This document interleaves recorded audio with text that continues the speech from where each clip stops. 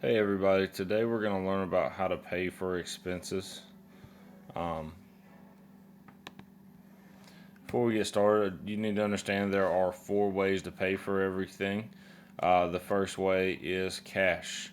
We're going to go through a quick little chart about how long a dollar bill lasts. The bill that lasts the longest is the $100 bill because people don't really spend them that often. The bill that lasts the least amount of time is a $5 bill. When those bills get soiled or ripped or torn, they are taken um, out of circulation and they are destroyed and replaced by new bills. The reason that they're destroyed is to prevent from inflating the economy, meaning that the money is not worth anything. The second way is an automated transaction. That automated transaction would have to do with online banking. So paying through the internet or paying through your phone, Cash App, Venmo, PayPal, those things are automated transactions. All right here you can see a debit side of a bank statement, which means that you are paying that out of your bank account. And these are credits on this side, which means money is being added into your bank account. Third is a check. I don't have the ability to write on this check, but I can just tell you what goes where. So this is the date, obviously. This is the numerical amount of money that you should put. This is where you would write the numbers out, but in word form. And the reason that you write the numbers in word form is so that someone cannot go and change this number. It has to match. This is where you would put who you are paying. This is what you are paying. So, like, you could put a memo for bills like July utility bill or something like that. And this is where you would sign the check. So you decide to say where do you want to go. You can go to a bank, and the way a bank works is you put money into the bank, and the bank loans money out, and when that person pays their loan back, they pay it back with interest, and then the bank pays you interest on your account. So, but when the bank gets paid back with interest, it is a lot of interest, like 4, 5, 10%. And when they pay you back, it's like 0.25%. So they're obviously going to make a lot more money than you. And then a credit union is the same as a bank, but you get better deals and better interest rates. And the last way to pay is paying through card. There are two different types of card. You have a credit card and a debit card. A debit card is when money is withdrawn from your actual checking account or your bank account.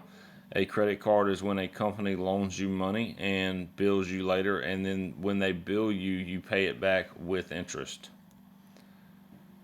Some things to consider when you get a credit card. What is the interest rate? That's the APR.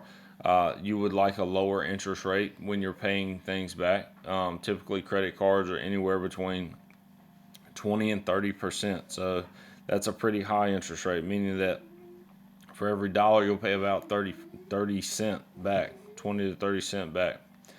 Then you have a rewards program. Some people have good credit cards where you get 1.5% cash back, and essentially what that means is every time you spend say $100, 1.5% cash back means you get $1.50 back. So it's not really as good a deal as you think. Some people get airline miles on their credit card, so you can build up enough airline miles and get free flights to different places. And your minimum payments, you need to consider if you can't afford the minimum payment, then you should not get that credit card. All right, true or false? Number one, credit cards are accepted as cash by stores. That is true. Most credit cards have a credit limit. That is also true. There's only one credit card that does not have a credit limit. Number three says if I pay my credit card in full by the due date, I will not owe any interest. That is also true. That is just the same as paying in cash. Number four says there is no penalty if I pay my balance after the due date. That is false. You will pay a late fee if you pay your balance after the due date. Number five says if I pay the minimum monthly payment, then I won't owe any interest. That is false as well. You will owe interest on any outstanding balance. Number 6 says my credit card or my credit report contains information on bills I have not paid. That is true, and that is any late bill, mortgage, rent, utility bill, medical bills, that is included in your credit report.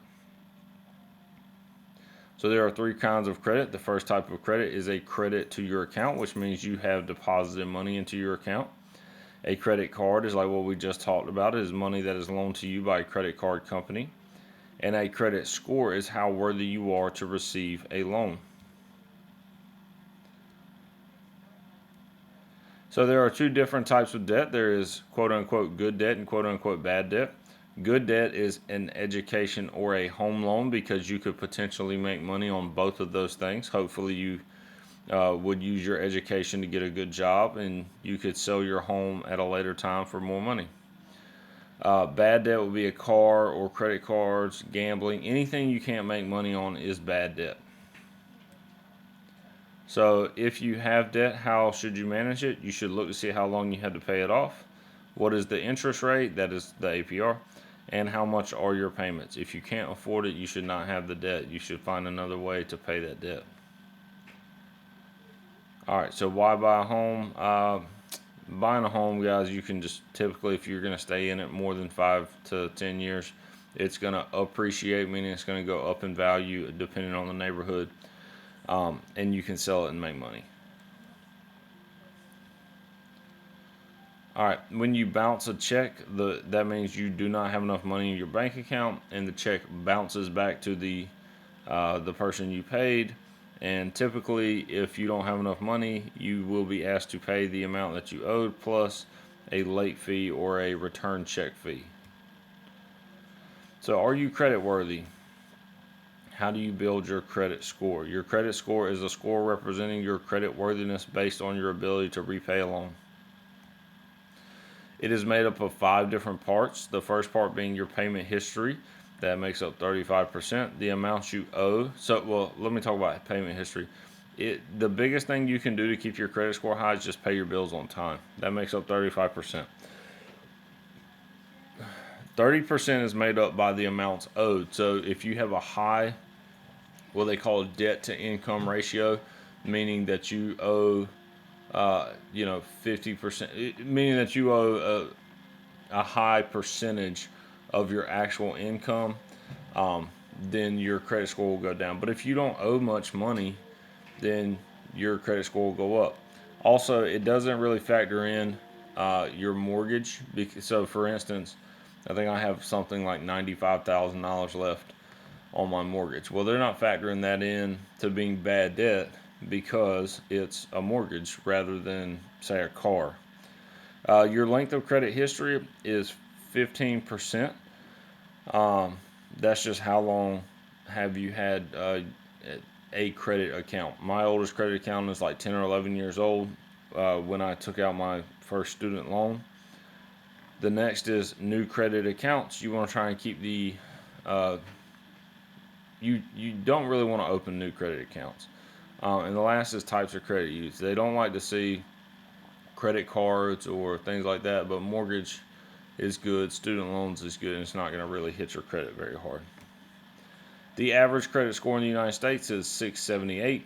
Not really where you want to be. Ideally, you'd like to be above 720, and if you can get up above 750, you're doing a really good job. Bankruptcy is when you owe more money than you can repay, and you file for bankruptcy, which most of the time absolves debts, except student loans. It will not absolve student loans. You file for bankruptcy, it absolves your debt, and it destroys your credit. So it's kind of it's a double-edged sword. You don't have to pay most of the money back, but also your credit is going to be bad, and you're not going to be able to get a loan. A foreclosure is when you owe more money than you can actually repay on your mortgage. I bought my house on a foreclosure. The people that lived here before just didn't pay their mortgage, I guess. I don't really know. I didn't know them. But it significantly reduced the price of my house, which I'm grateful for. But yeah, so that's what a foreclosure. That's when the bank has to take your house from you because you're not paying your mortgage.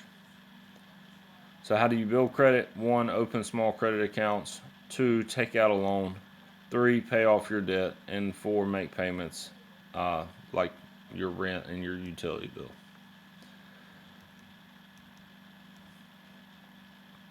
All right, guys, that is all I have for you today. I hope you're all doing well, and I hope to see you soon.